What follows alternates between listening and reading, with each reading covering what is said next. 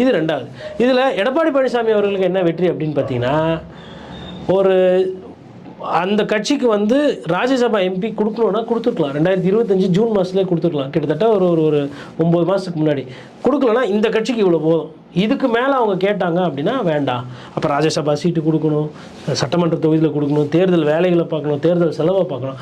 அதுக்கு நாங்களே வந்து எங்கள் கட்சிக்காரங்களை போட்டு நாங்கள் போட்டுக்கிறோம் அப்படின்னு சொல்லிட்டு well left study mind settle என்னென்னா கன்சிடரேஷன்லேயே இல்லை. பாட்டாளி மக்கள் கட்சி அன்புமணி ராமதாஸ்க்கு முக்கியத்துவம் கொடுக்குறாங்க, டிடிவி தினகரன் அவர்களுக்கு முக்கியத்துவம் கொடுக்குறாங்க, ஆனால் பிரேமலதா விஜயகாந்துக்கு முக்கியத்துவம் கொடுக்கல.